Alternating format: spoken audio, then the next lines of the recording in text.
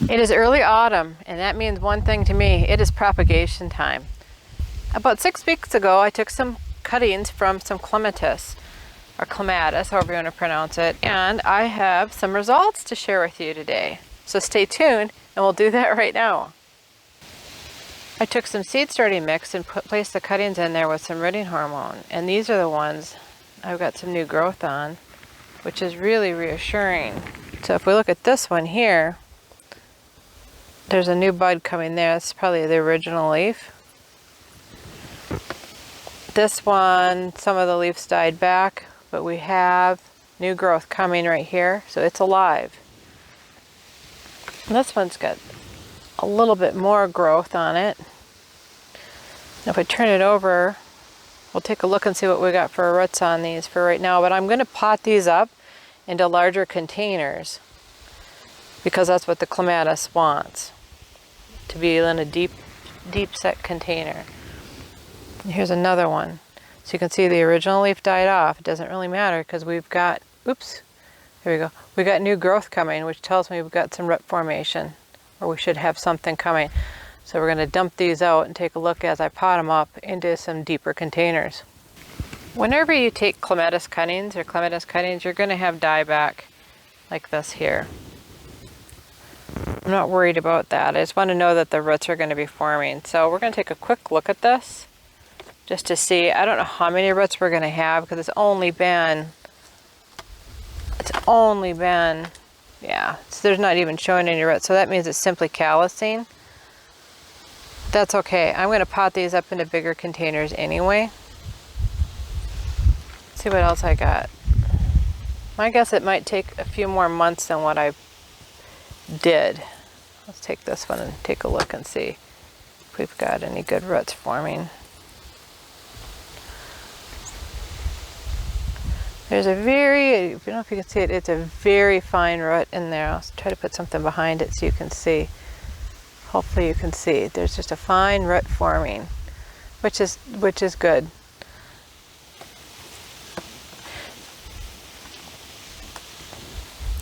I'm going to put it back in there.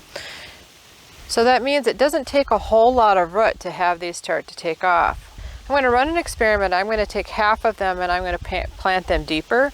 And the other ones I'm going to leave in the propagation vessel. I'm also going to take some new cuttings and get some other ones going. I'm going to start by filling my new container with a little bit of this potting soil. Just with a little bit of potting soil. I don't need a lot in there. The thing about clematis is they want to be buried deep. I want to be able to plant this whole thing so it's under the soil. So I'm going to put this so it goes all the way to the bottom of this container. And I'm going to put soil all the way up over the top. I did this over the summer. I did this in early spring with some other cuttings. And it worked so well. I had such great success. So I'm putting it in there and I'm putting it down there deep. So I want it below that soil level and I'm going to bury the whole thing. Any other time you would think this would kill the plant, but I found that this doesn't kill it. It actually helps it. So I'm going to do two like this. The problem I have is I'm coming into winter here. I don't have a greenhouse and I need to be able to keep them in a humid environment.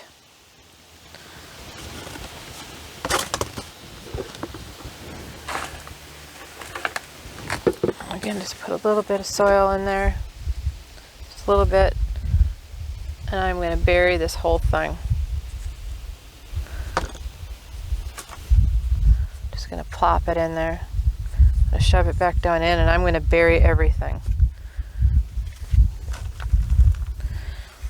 What happens is because clematis are internodal, it will create even more roots.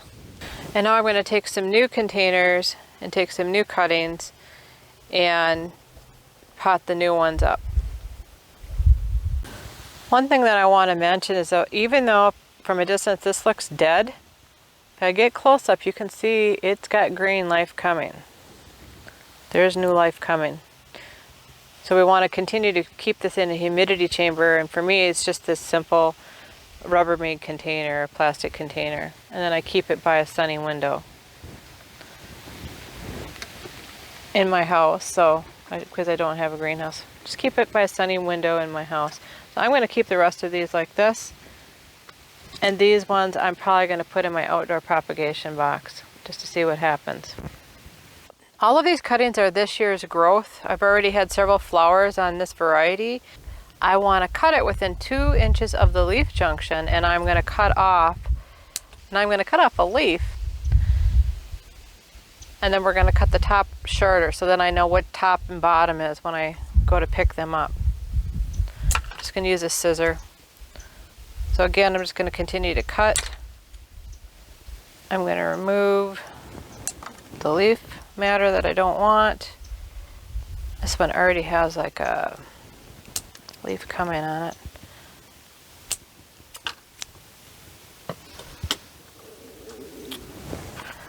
Then what I will do, because this already has another leaf coming, I'm going to cut this other leaf off as well. All I'm going to do is just going to put the cutting in a little bit of water. I'm going to dip it in a little bit of rooting hormone, and I'm going to push it in. Now this is loose compost. I'm not worried about peeling it back or putting a hole in there. I don't think I did when I first did either. So again, I'm going to just dip it in the water, put it in the rooting hormone, get it pretty well coated, and then just press it into the compost. I've pre-moistened this compost too, so it's pretty much ready to go. Let's zoom the camera in and take a closer look. So where the new leaves are going to emerge are from this joint. You can kind of see that's already starting to happen. I've decided to go shorter with this. Also simply going to stick this in the water, put some rooting hormone on it,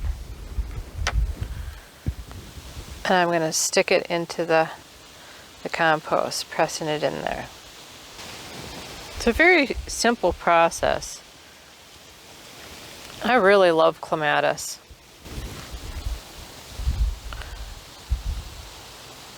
So I fully expect these leaves will mold off. They tend to do that, as you saw from my other example. But it won't matter, because as long as they create roots, that's what their goal is. One thing about doing this is you're going to expect a lot of dieback. Not very many of them will take. I think the failure rate's fairly high. So you take them, and I'm going to cut the extra leaf off. The reason we don't need the leaves on there is because there's no roots to support it. And again, I'm not worried if the leaf dies, because it's more about the root system. A lot of plants that you grow, sometimes it can take 4 months to get good roots on them. So this is not uncommon. But I'm going to keep these in my house, I think, over winter. I just don't think they're fare well outdoors.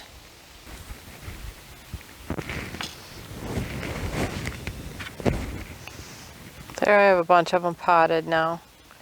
Very simple. I only have limited space in my propagation box, so this is a good test. Maybe we get half of them to survive, and that's fine. I only have so much room in my garden.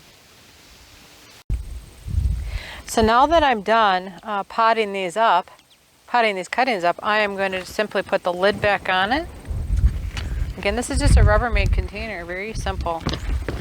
Again, to keep the moisture in, and I'll make sure to maintain humidity in this area by keeping the medium somewhat wet. Probably won't water the cuttings again. I'll simply mist them if I need to as it dries out. But usually if you keep the lid on, it does a pretty good job of keeping the humidity up. If you've enjoyed this video, give us a thumbs up so YouTube knows to share this content with others. Also consider subscribing so you don't miss any of our other great videos. There's also a propagation playlist in the description below to see my other propagation videos. Thanks for stopping by. Have a great day.